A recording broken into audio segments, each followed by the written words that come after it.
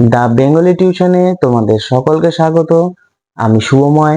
আজ তোমাদের আইসিএসসি বোর্ডের ক্লাস 9 এবং 10 এর যে প্রথম কবিতা বঙ্গভূমির প্রতি, সেই কবিতার বিষয়বস্তু নিয়ে আলোচনা করছি। এই কবিতাটি লিখেছেন মাইকেল মধুসূদন দত্ত এবং এই কবিতাটি যেখান থেকে নেওয়া হয়েছে সেটি হলো গ্রন্থাগারে অপ্রকাশিত কবিতাবলী। তাহলে নেওয়া হয়েছে গ্রন্থাগারে অপ্রকাশিত কবিতাবলী থেকে এবং লেখক কবি মাইকেল মধুসূদন দত্ত। প্রথমেই বলে রাখি, এই কবিতাটিতে এই যে বিষয়বস্তু আলোচনা, এই বিষয়বস্তু আলোচনাটিতে আমরা 3টি পর্বে বিভক্ত করেছি, 3টি ভাগ নিয়ে আমরা আলোচনা করব। প্রথম ভাগটি হলো কবিতার পশ্চাৎপট, দ্বিতীয় ভাগটি হলো বিষয়বস্তু, তৃতীয় ভাগটি হলো সমালোচনা। তাহলে 3টা পর্ব নিয়ে আমরা আলোচনা করছি। চলো শুরু করা যাক। প্রথম অংশটি নিয়ে আমরা শুরু করছি। প্রথম অংশটি হলো কবিতার পশ্চাৎপট, কবিতা লেখার যে পিছনে যে পটভূমি, সেই পটভূমি। দেখো, মাইকেল মধুসূদন দত্ত প্রথম জীবন থেকেই প্রথম থেকেই তিনি এদেশীয় সমস্ত কিছুকে এদেশীয় ভাষা, অন্যান্য ধর্ম বা যে কোনো কিছুকে তিনি কিন্তু একটু হীন চোখে দেখতেন, একটু খারাপ চোখে দেখতেন এবং তিনি ইংরেজির প্রতি অত্যন্ত আকর্ষিত বোধ করেছিলেন, অত্যন্ত আকর্ষিত হয়ে পড়েছিলেন ইংরেজির প্রতি।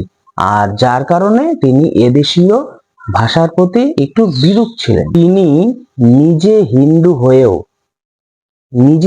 হয়েও তিনি হিন্দু ধর্মকে ত্যাগ করে খ্রিস্ট ধর্ম গ্রহণ করেছিলেন।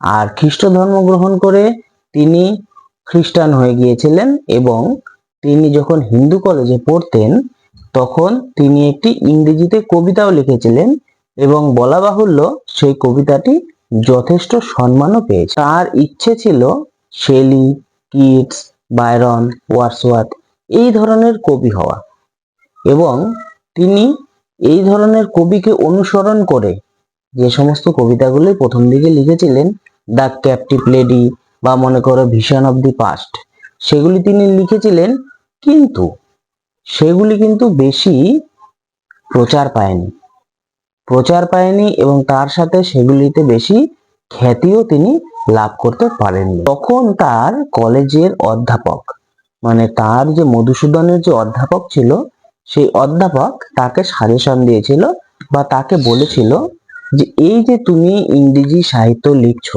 ইংরেজি যে কবিতাটি লিখছো, এটা হলো সমুদ্রের মধ্যে মাত্র 1 ফোঁটা জল। তোমার এখানে খ্যাতি পাওয়া অসম্ভব ব্যাপার বা খ্যাতি তুমি এই ইংরেজি সাহিত্যে পাওয়ার আশা খুবই কম। তো কাজেই তুমি বাংলা সাহিত্যে আবার ফিরে যাও এবং সেখানে গিয়ে বাংলা ভাষায় কবিতা রচনা শুরু করো। এ কথা শোনার পর মধুসূদনের তো মন ভেঙে যায় এবং মন ভেঙে তিনি বাধ্য হয়ে শেষে ওখান থেকে ফেলিয়ার হয়ে তিনি কিন্তু বাংলা ভাষায় কবিতা লেখা শুরু করেছিলেন। মধুসূদন যখন প্রথম বাংলা ভাষায় এসে নাটক রচনা লিখতে শুরু করেন, নাটক রচনা করতে শুরু করেন, তখন তিনি প্রথম নাটক রচনা করেন 1859 খ্রিস্টাব্দে শর্মিষ্ঠা এবং ধীরে ধীরে তিনি বুড়ো শালিকের ঘাড়েরও, পদ্মাবতী ইত্যাদি আরো নাটকগুলি তার ধীরে ধীরে প্রকাশিত হয়েছে। তার রচিত কাব্যগুলি হলো তিলোত্তমা সম্ভব কাব্য, ব্রজঙ্গনা, বীরাঙ্গনা ইত্যাদি আরো অনেক কিছু আছে।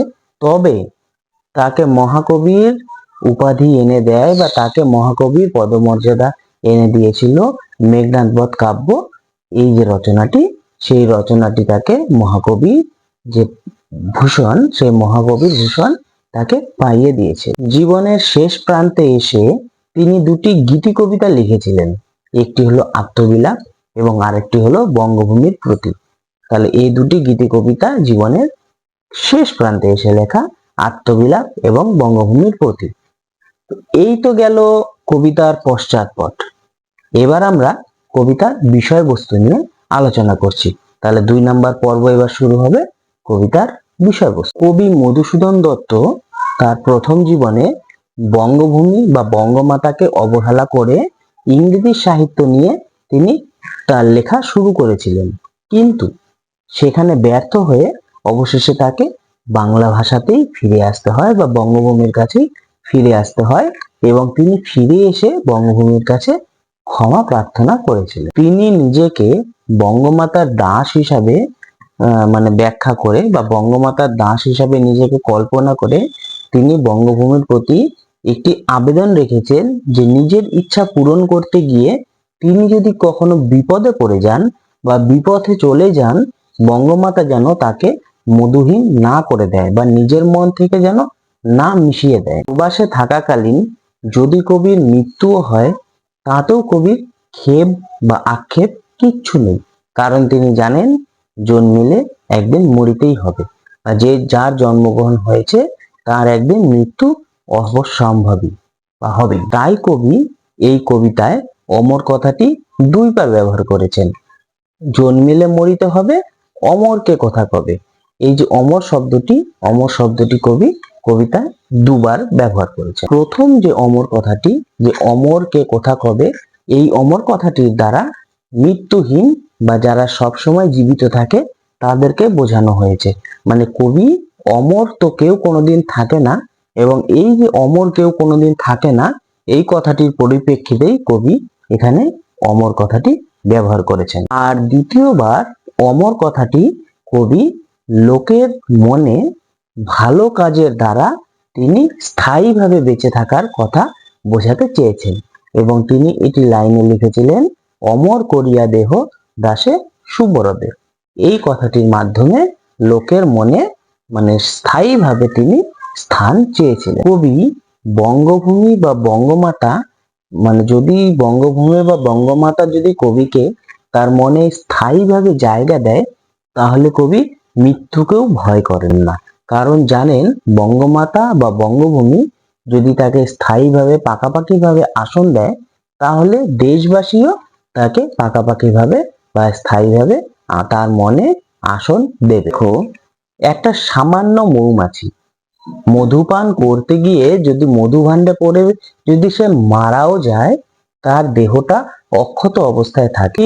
তেমনি ভাবেই কবির কৃতকর্মের দ্বারা মানে ভালো ভালো কাজের দ্বারা তারপরে যদি তার কবির মৃত্যুও হয়ে যায়, কবি সমস্ত পৃথিবীর মানুষের মনের মধ্যে স্থায়ীভাবে তিনি কিন্তু পাকাপাকিভাবে আসন কিন্তু গ্রহণ করবেন, মানে মনে তার চিরস্থায়ীভাবে থেকে যাবে। কবি জানেন সেই সমস্ত গুণী ব্যক্তি বা সেই সমস্ত লোকেরাই তাদের জীবনে ধন্য যাদেরকে সারা ভারতবর্ষের বা সারা পৃথিবীর মানে এক কথায় যারা খ্যাতি লাভ করে এবং যাদেরকে সারা মানুষ সারা পৃথিবীর মানুষ মনের মধ্যে স্থায়ীভাবে আসন দেয়।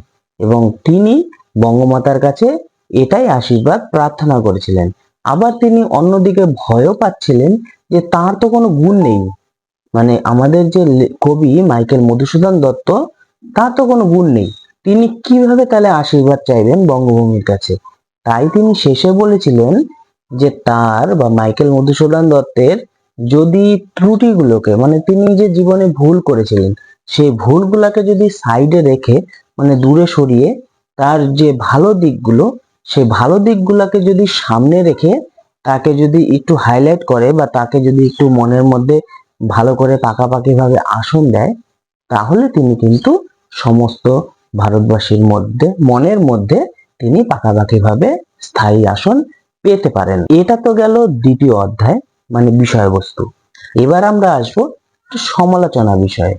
সমালোচনা বিষয়ে আসার আগে প্রথমেই বলে রাখি মাইকেল মধুসূদন দত্ত এই যে কবিতাটা লিখেছে বঙ্গভূমির প্রতি, এটার বক্তব্য বিষয় একদমই স্বাভাবিক এবং সুস্থ।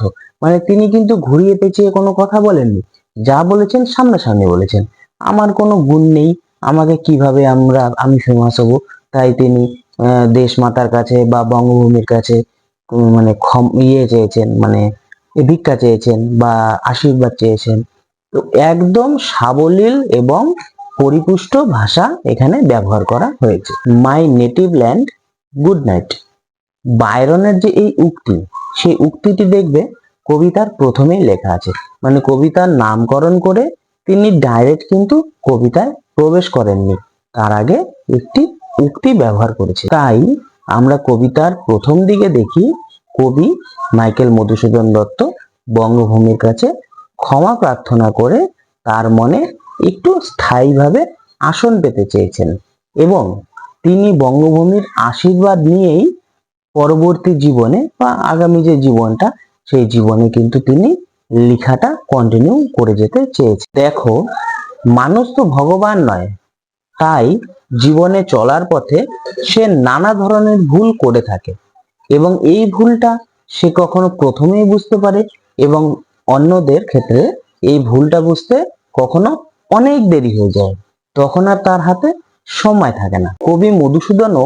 এইভাবে নিজের ভুল প্রথমেই বুঝতে পেরে বঙ্গমাতার কাছে ফিরে এসেছেন এবং ফিরে এসে তার কাছে ক্ষমা প্রার্থনা করেছেন এবং নিজেকে দাস হিসাবে তার কাছে বসিয়ে পরবর্তী জীবনের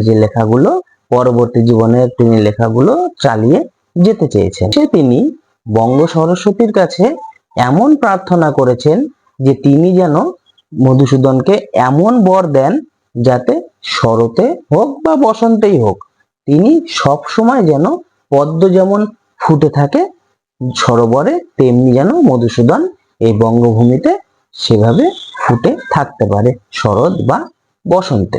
আর কয়েকটি টিকা নিয়ে আলোচনা করছি, তোমাদেরকে যে বলেছিলাম ব্যাখ্যা, সেই কয়েকটি ব্যাখ্যা নিয়ে আলোচনা করছি। প্রথম টিকাটি দেখো, মক্ষিকা। মক্ষিকা হলো মাছি। এরা হলো এক ধরনের পতঙ্গ। এরা খাবারে বসে নানা ধরনের রোগ জীবাণু ছড়ায়। পরেরটি হলো শ্যামা। ইনি হলেন দেবী কালিকা, ঘোর শ্যামবর্ণ অথবা কালো। এর 4টি হাত ও লোল জিহ্বা এবং ইনি ছিলেন মুক্তকেশী।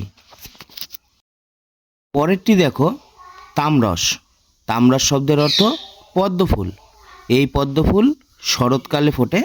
এটি সাদা, লাল ইত্যাদি রঙের হয়। শরতে এই ফুল দুর্গাপূজায় লাগে। ছিল বঙ্গভূমির প্রতি কবিতার বিষয়বস্তু আলোচনা। আশা করছি তোমরা বুঝতে পেরেছো। যদি না বুঝতে পারো তাহলে আমাকে কমেন্ট বক্সে জানাবে। আমি অবশ্যই তোমাদের যথাযথভাবে উত্তর দেওয়ার চেষ্টা করব। দেখা হচ্ছে পরের ভিডিওতে। ততক্ষণ ভালো থাকবে। Good bye.